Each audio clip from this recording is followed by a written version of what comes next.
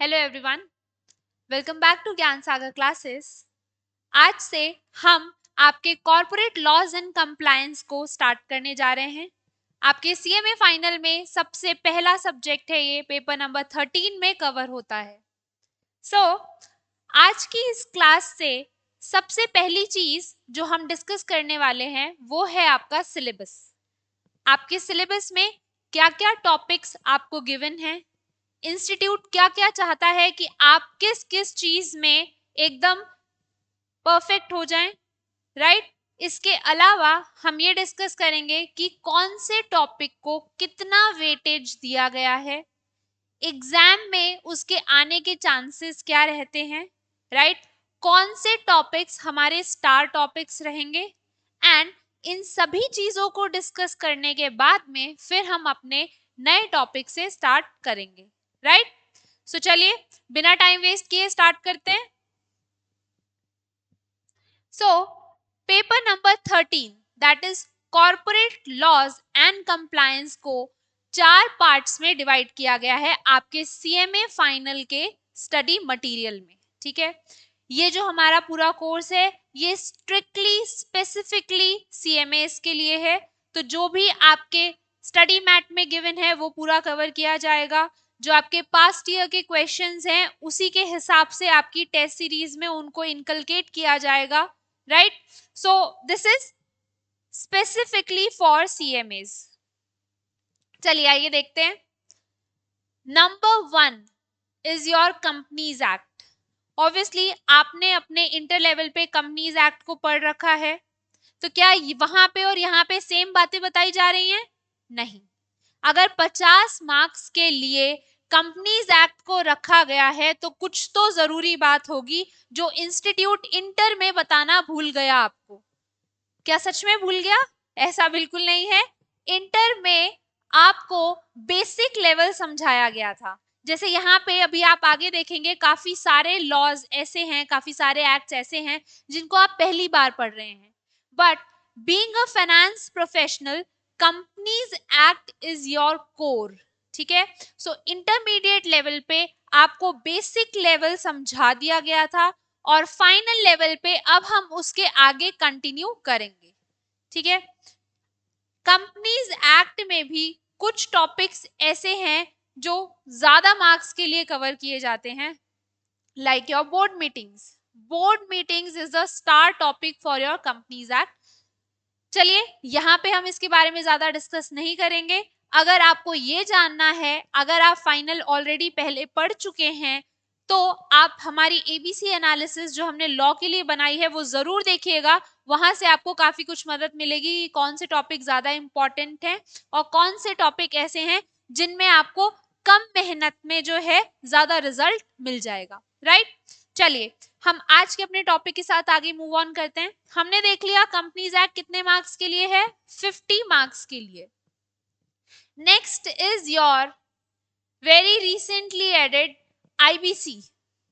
I should not say very recently added, but this is relatively new in comparison to other topics, right? So आपका IBC की एक बहुत ही खास बात है। वो खास बात क्या है? हर अटेम्प्ट में पूछा जाना। जब से आया है तब से इंस्टीट्यूट की नजरों में छाके रह गया है। ठीक है, हर अटेम्प्ट में पूछा जाता है एंड ऑब्वियसली जानना बहुत ही जरूरी है। सीएमए फाइनल में इंट्रोड्यूस किया गया है, इसके आगे भी इसकी बहुत सारी पॉसिबिलिटीज हैं इंसॉल्वेंसी प्रोफेशनल करियर में। So this is a must. Next is your other corporate laws. Other corporate laws को आपके 25% का वेटेज दिया गया है। Now what we will study in other corporate laws, बहुत सारे लॉज हैं like your SEBI, competition act, banking related, insurance related, right. चलिए अगर ये बात आई गई है तो हम नेक्स्ट स्लाइड देख लेते हैं। नेक्स्ट स्लाइड में आपको पता चल जाएगा कि आपके अदर कॉर्पोरेट लॉज में कौन कौन से टॉपिक्स हैं जिसमें इंस्टीट्यूट चाहता है कि आपको महारत हासिल हो जाए। कौन से टॉपिक्स हैं वो? First is your SEBI laws, SEBI act 1992, right. Then your competition act 2002, FEMA, foreign exchange management act. See, ये जितने भी टॉपिक्स आपको यहाँ पे गिवन हैं, क्यों गिवन है? क्योंकि हर किसी के पीछे एक बहुत ही जरूरी वाई वाला क्वेश्चन है, ठीक है। बहुत ही जरूरत थी, ये सारे लॉज उस टाइम पे इंट्रोड्यूस किए गए थे जब इंडिया की इकोनॉमी को इनकी बहुत जरूरत थी। लाइक सेबी आपके कैपिटल मार्केट का रेगुलेटर है। शेयर्स, डिबेंचर्स आप पढ़ते हुए आ रहे हैं since class 12th till now, ठीक है। शेयर्स पढ़ पढ़ के हम थक गए, लेकिन उस शेयर्स के पापा कौन है, राइट? कैपिटल मार्केट का रेगुलेटर है कौन एक्चुअल में? वो है आपका SEBI, securities exchange board of India, and obviously you should know about it, ठीक है। Next is your competition act. Actually this is our topic for today. So competition act हम डिटेल में वैसे भी पढ़ने वाले हैं, आज की क्लास से ही स्टार्ट करेंगे। Next is your FEMA, foreign exchange management act. इससे पहले फेरा था, फिर गवर्नमेंट चेंज हुई, गवर्नमेंट की थिंकिंग चेंज हुई, एलपीजी पॉलिसी आई। What is LPG? Liberalisation, privatisation and globalisation led to change in thinking of Indian government, and government ने सोचा कि अब हमको क्या करना चाहिए, फॉरेन एक्सचेंज को रेगुलेट करना चाहिए रादर देन रेस्ट्रिक्टिंग इट। किसी चीज को जोर से पकड़ने में वो चीज क्या होती है, खत्म हो जाती है, राइट? सो सरकार ने ये सोचा कि अब हम इसको हल्के हाथों से क्या है, रेगुलेट करेंगे, सो दैट ऐसी सारे बिजनेसेस और भी जो भी इंडिया में फॉरेन करेंसी से रिलेटेड ट्रांजैक्शंस होते हैं वो सही तरीके से चल पाए। So that's all what you will study in FEMA 1999, right? Moving to banking sector laws. Banking sector laws में आप क्या पढ़ेंगे? सबसे नंबर 1 पे आप पढ़ेंगे बैंकिंग रेगुलेशन एक्ट।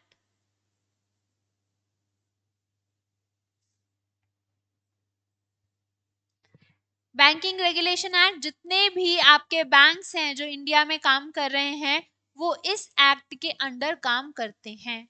आप ऑलरेडी बैंकिंग और इंश्योरेंस कंपनी के फाइनल अकाउंट से रिलेटेड कुछ जानकारी अपने इंटरमीडिएट लेवल पे कलेक्ट कर चुके हैं in the subject of company accounts, ठीक है। तो अब लॉ में भी बैंकिंग और इंश्योरेंस से रिलेटेड लॉज इंक्लूड किए गए हैं सो दैट आपको एक होलिस्टिक नॉलेज हो। If you have understood about financial statements, then you should also know basic laws governing these type of organizations जो कि हैं आपकी बैंकिंग एंड इंश्योरेंस, ठीक है। सो सबसे पहले बैंकिंग रेगुलेशन एक्ट पढ़ेंगे, इसके बाद में आपका एक एक्ट है prevention of money laundering act, ठीक है। काला धन सबने बहुत सुन रखा है, सुना हुआ है ना? 2016 में इसी के चलते तो नोट ही बंद हो गए थे, सरकार ने नोट ही बंद कर दिए थे कि और रखो काला धन, हम सारा धन ही साफ कर देंगे, correct. So PMLA that is prevention of money laundering deal करता है कि अगर आप इस तरीके की एक्टिविटीज में इंडल्ज करते हैं then what are the punishments and what you should not do as a business enterprise, right? So prevention of money laundering. After that, you have SARFAESI Act. What is SARFAESI Act? SARFAESI Act है, ये आपके banks and other financial institutions को ये power देता है। मान लीजिए मैंने बैंक से लोन लिया, ठीक है, मैंने कुछ कोलेटरल रखा होगा, कुछ गिरवी रखा होगा, राइट? अब अगर मैं बैंक का पैसा वापस ना लौटा पाई तब बैंक क्या करेगा, मेरी इस असेट को बेच देगा, ठीक है। जो भी असेट मैंने कोलेटरल रखवाया था उसको क्या कर देगा, सेल आउट कर देगा। सो बैंक को ये पावर कहां से मिला, फाइनेंशियल इंस्टीट्यूशंस को ये पावर कहां से मिला, सरफाईसी एक्ट से, ठीक है। नेक्स्ट आपका है इंश्योरेंस सेक्टर लॉज। इसमें आप दो चीजें पढ़ेंगे, one is your insurance act 1938 and IRDA, Insurance Regulatory Development Authority, right. So ये क्या है, ये मार्केट रेगुलेटर है आपके इंश्योरेंस सेक्टर के लिए। जैसे बैंकिंग सेक्टर के लिए रेगुलेटर कौन, आरबीआई, वैसे ही इंश्योरेंस सेक्टर के लिए रेगुलेटर कौन, आईआरडीए। तो आप इनके बारे में पढ़ेंगे। कौन कौन से सेक्शंस हमने कवर कर लिए। कंपनीज एक्ट तो लोन वॉरियर है, अकेला ही काफी है, 50 मार्क्स के लिए आता है। Next is your IBC which comes for 10 marks, लेकिन अगर क्वांटिटी और क्वालिटी के तराजू में अगर मैं तोलूं तो मैं आईबीसी को इग्नोर नहीं कर सकती, क्योंकि 10 मार्क्स के लिए वो आएगा, हर अटेम्प्ट में पूछा गया है, इसलिए करना ही है। Next is your other corporate laws, और कॉर्पोरेट लॉज में आपके लिए क्या क्या है, सेबी के बारे में पढ़ेंगे आप, ठीक है, बैंकिंग रेगुलेशन एक्ट पढ़ेंगे, आईआरडीए पढ़ लेंगे, ठीक है, कंपटीशन एक्ट पढ़ लेंगे। नाउ व्हाट इज रिमेनिंग, अब इंस्टीट्यूट चाहता है कि जब आपने पढ़ ही लिया है कि सारे लॉज की आपको बेसिक अंडरस्टैंडिंग हो गई है, कंपनीज एक्ट के तो आप मास्टर बन गए हैं, तो अब आपका इंस्टीट्यूट चाहता है कि आप सही गलत की भी पहचान करना सीख लें, ठीक है। तो अब सही गलत की पहचान कैसे करवाई जाएगी, वो करवाई जाएगी आपकी कॉर्पोरेट गवर्नेंस से। So institute has not forget to include ethics in the law syllabus, ठीक है। एथिक्स का नया नाम, क्या सही क्या नहीं, ये आप पढ़ेंगे कॉर्पोरेट गवर्नेंस में, ठीक है।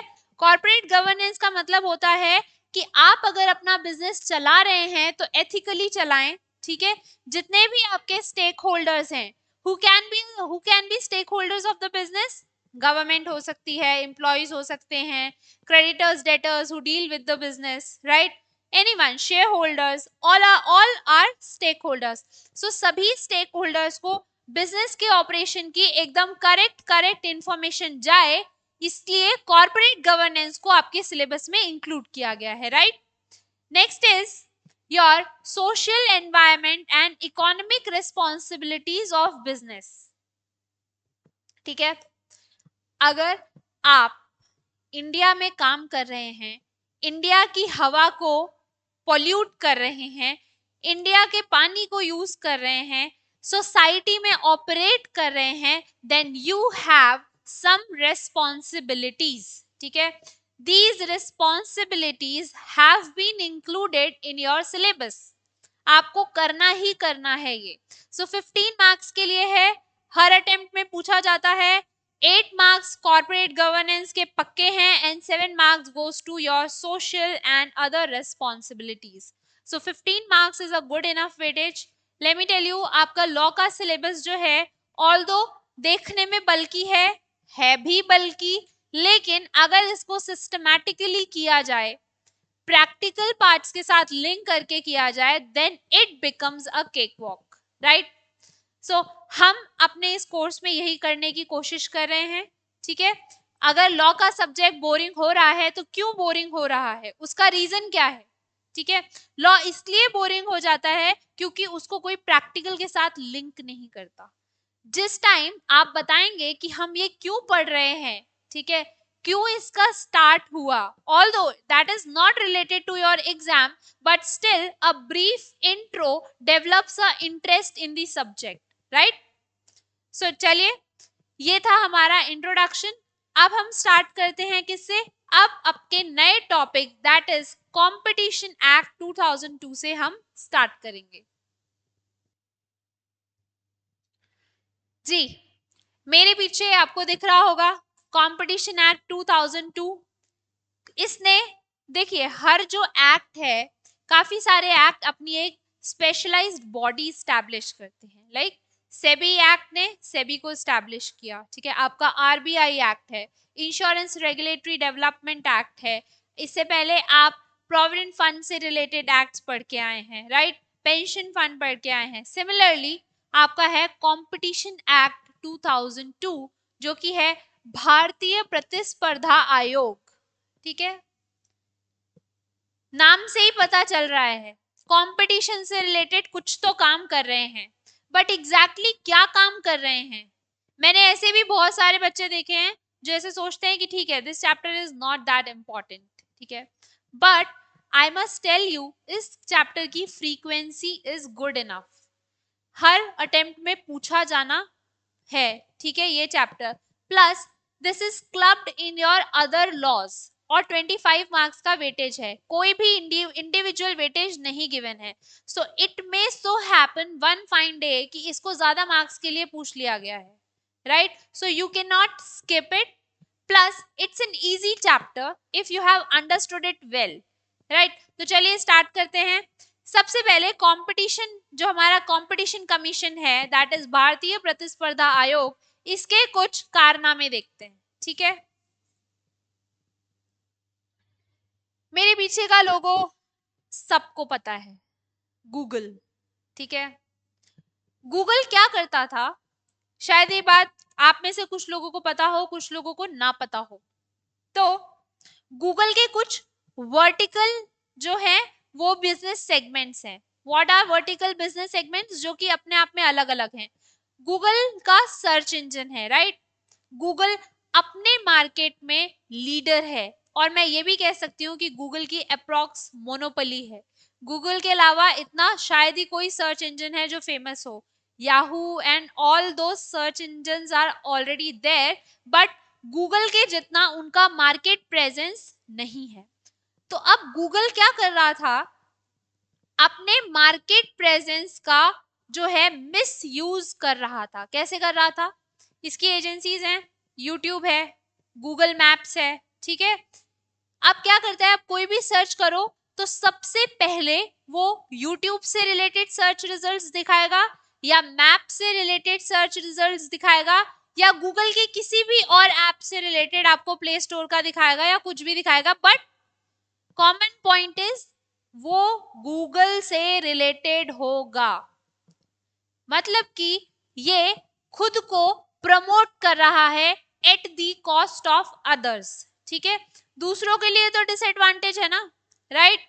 अगर ऐसे कोई और रिसोर्सेस हैं जो लोग अच्छा मैप बना रहे हैं, या उनकी भी लोकेशन से हम पता कर सकते हैं, तो गूगल वो अलाउ ही नहीं करता, और करता भी है तो बाद में। सबसे पहले ये अपना गूगल मैप प्रमोट करता है, ठीक है। तो वो तो ये तो वैसी बात हो गई ना कि सब जो अपने पहले घर वालों को, nepotism sort of, everybody has heard about the word nepotism, so that's what Google was trying to do, but जब तक कि CCI है, कंपटीशन कमीशन ऑफ इंडिया, तब तक आप अपनी अथॉरिटी का मिसयूज नहीं कर सकते। CCI का काम क्या है, सभी को एक बराबर लेवल देना, सो दैट सभी अच्छे से कॉम्पीट कर पाए। ऐसा नहीं होना चाहिए कि एक पर्सन दूसरे की कॉस्ट पे जो है compete कर रहा है, जैसे कि यहाँ गूगल कर रहा था। साल 2018 में कंपटीशन कमीशन ऑफ इंडिया ने गूगल के ऊपर फाइन लगाया, जो गूगल की पेरेंट कंपनी है अल्फाबेट, उसके ऊपर फाइन लगाया, और कहा कि आप अपनी डोमिनेंस का मिसयूज कर रहे हैं। हमने आपको डोमिनेट करने दिया, राइट। आपके पास मार्केट शेयर है, ह्यूज मार्केट शेयर है, हमने आपको कुछ नहीं बोला, कुछ नहीं रोका, लेकिन दिक्कत तब आएगी जब आप अपनी पोजीशन का मिसयूज कर रहे हैं, और जो कि यहां गूगल ने किया। CCI ने फाइन लगाया गूगल के ऊपर। ये तो था एक केस। नाउ नेक्स्ट केस, वैसे तो यहां मैंने सिर्फ इंडिगो की फोटो लगाई है, लेकिन इस केस में 3 एविएशन मेजर इन्वॉल्व थे। कौन थे वो, spice jet, jet Airways and Indigo, ठीक है। तीनों क्या कर रहे थे, जैसे मान लीजिए आप क्या करते हैं, कार्गो के थ्रू कुछ सामान भेजते हैं, फ्लाइट से बहुत जाता है, ठीक है, एयर कार्गो। ये लोग क्या कर रहे थे कि एयर कार्गो पे एक लगता है आपका फ्यूल सरचार्ज।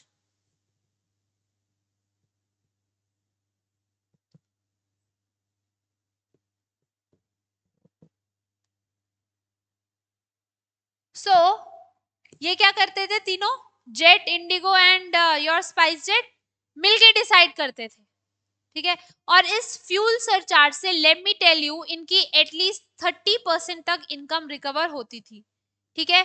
सो इस सिचुएशन में अगर आप 30% रिकवर कर रहे हो, ठीक है, और प्लस तीनों के तीनों साथ में मिलकर डिसाइड कर रहे हो ताकि कस्टमर को कहीं से भी फायदा ना मिल सके, so you have done what is known as cartelization. ठीक है, साथ में आए, एक साथ डिसाइड किया कि भाई साहब हम इतना पैसा चार्ज करेंगे ताकि अगर कोई भी कस्टमर आ रहा है तो उसके पास कोई और ऑप्शन ही ना हो, क्योंकि सभी सेम चार्ज कर रहे हैं।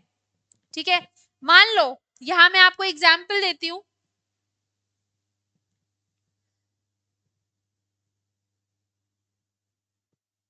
This is Indigo,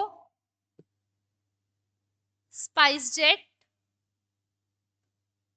and jet Airways, right.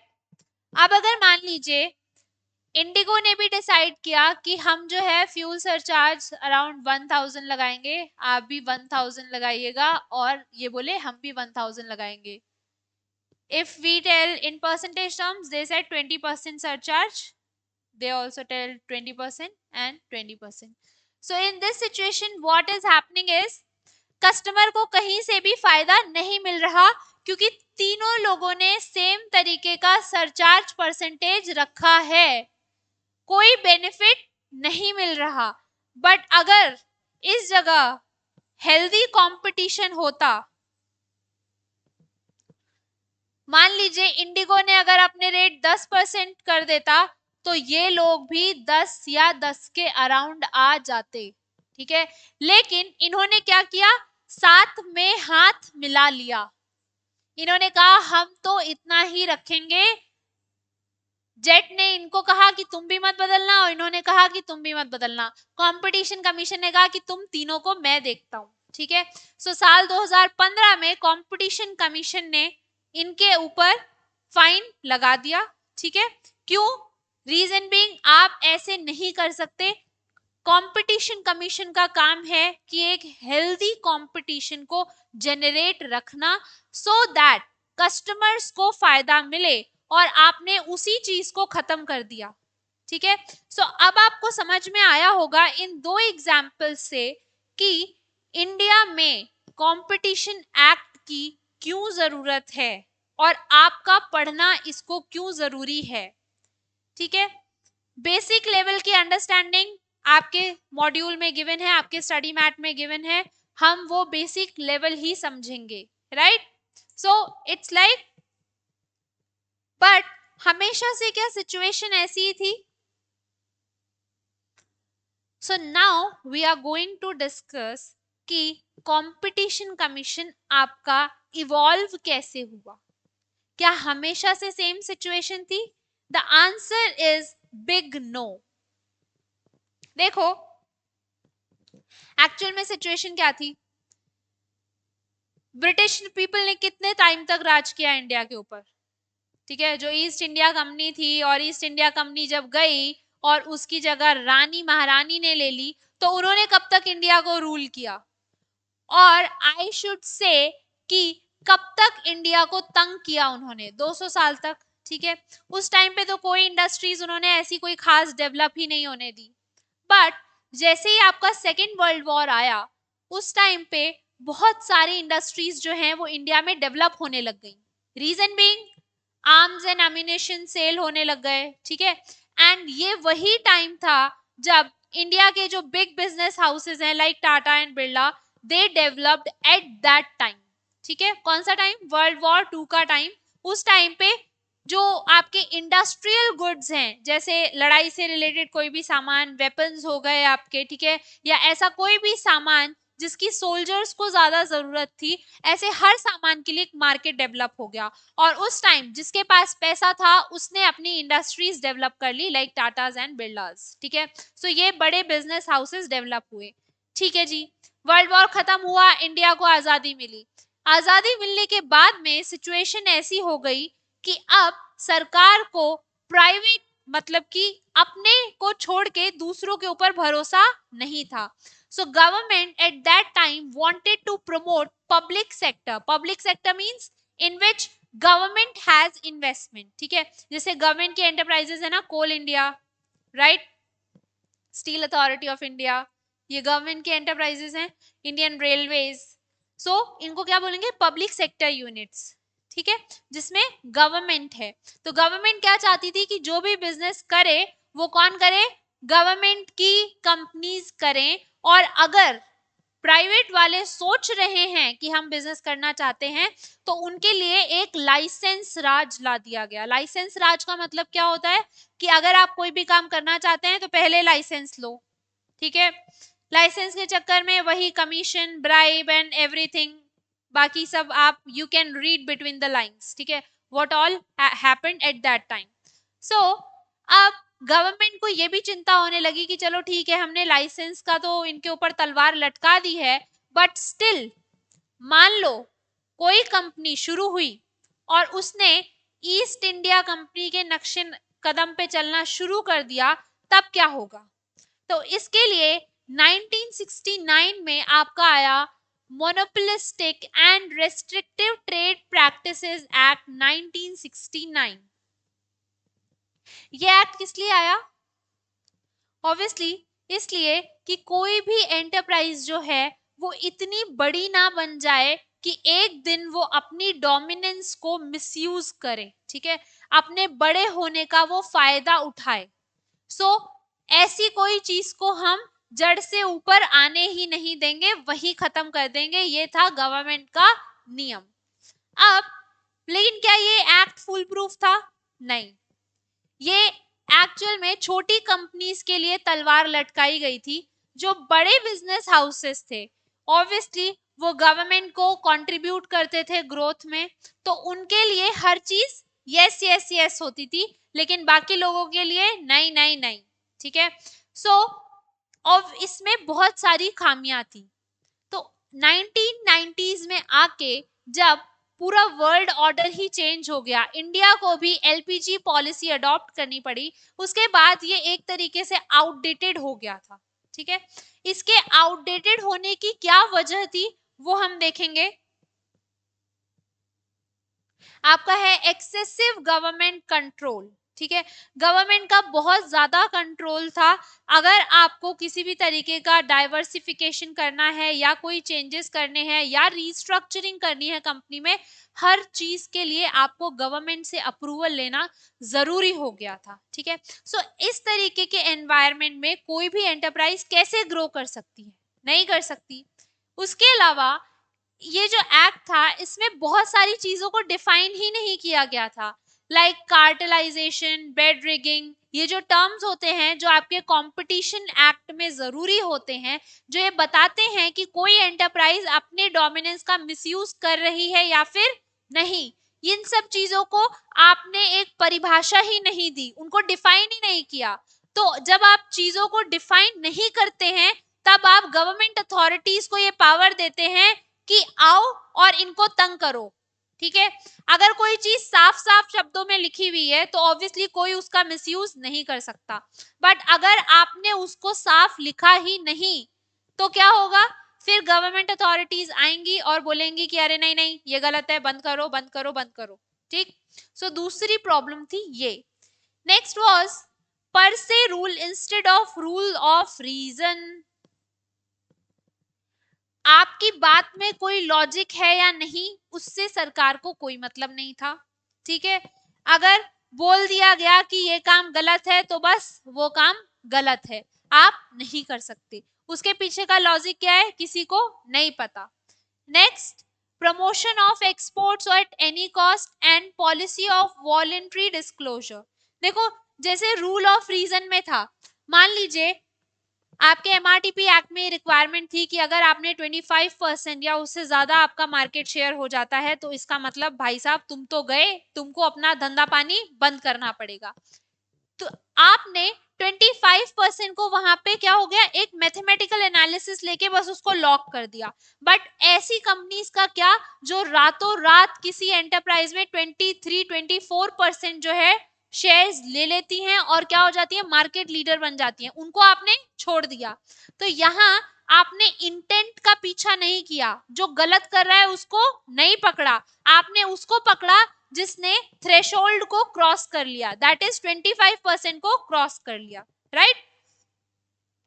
Promotion of exports, देखो क्या हो रहा था, क्या हो रहा था कि आप लोग सरकार एक्सपोर्ट करवाना चाहती थी, सरकार के पास पैसे नहीं थे, ठीक है, फॉरेन करेंसी नहीं थी, और इस सिचुएशन में सरकार चाहती थी कि जितने ज्यादा से ज्यादा फॉरेन करेंसी आए, और इसीलिए there was a policy of voluntary disclosure, खुद से जो बताना है बता दो, बाकी खत्म, राइट।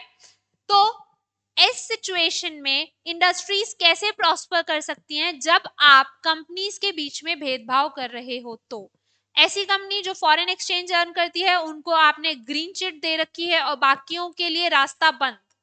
सो इसीलिए ये एक्ट को रिपेल किया गया और इसकी जगह आया कंपटीशन एक्ट 2002, जिसको अब हम कल से पढ़ेंगे।